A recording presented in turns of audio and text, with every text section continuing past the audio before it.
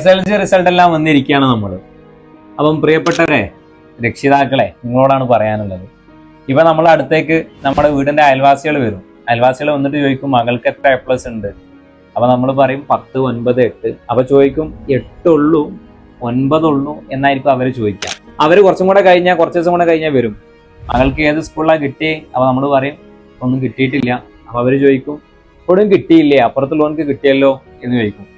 ഇവരെന്നെ കുറച്ച് കഴിഞ്ഞാൽ ചോദിക്കും പിന്നെ ഈ കോഴ്സ് ആണോ കിട്ടിയത് എന്നൊക്കെ ചോദിക്കും. അപ്പൊ അതിലൊന്നും നമ്മൾ ആശങ്കയിലാവരുത്, ആകുലതപ്പെടരുത്. നിങ്ങളോട് പറയാനുള്ളത്, നമ്മുടെ കുട്ടികളുടെ പാഷൻ എന്താണോ അതിലേക്ക് കുട്ടിയെ തുറന്നു വിടുക എന്നുള്ളതാണ്. അങ്ങനെ നിങ്ങൾ കുട്ടികളെ തുറന്നു വിട്ടോ ആ കുട്ടി രക്ഷപ്പെടും. മറ്റുള്ള കുട്ടി രക്ഷപ്പെടൂല എന്നല്ല, പിന്നെ മേഖലയിൽ സ്കില്ല് കാണിക്കുന്നതിൽ കുറച്ച് പിറകോട്ട് പോകാൻ സാധ്യതയുണ്ട്.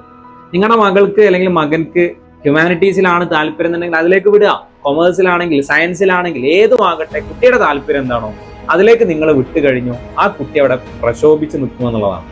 അപ്പം പ്രിയപ്പെട്ടവരോട് ഒന്നും കൂടെ പറയാനുള്ളത്, നമ്മൾ പരമ്പരാഗതമായിട്ട് കെട്ടിപ്പടുത്ത സ്ഥാനങ്ങളിലൂടെ മാത്രം കുട്ടികളെ സഞ്ചരിക്കാൻ നിങ്ങൾ അവരെ വിടരുത്. നമ്മുടെ നാട്ടിൽ എഞ്ചിനീയറും ഡോക്ടർമാരും മാത്രമല്ല, ഒരുപാട് മേഖലകൾ വേറെയുണ്ട്. അനന്തമായ സാധ്യതകളുള്ള, ഇന്ന് AI പോലത്തെ ഒരുപാട് സാധ്യതകളുള്ളതുണ്ട്. സിവിൽ സർവീസ് ഉണ്ട്. അതിലൊക്കെ കുട്ടിയെ പാകപ്പെടുത്തിയെടുക്കാൻ നിങ്ങൾ ശ്രമിക്കണം. അതുകൊണ്ട് കുട്ടിയുടെ പാഷൻ എന്താണോ അതിലേക്ക് അങ്ങോട്ട് തുറന്നു വിട്ടുകൊടുക്കുക.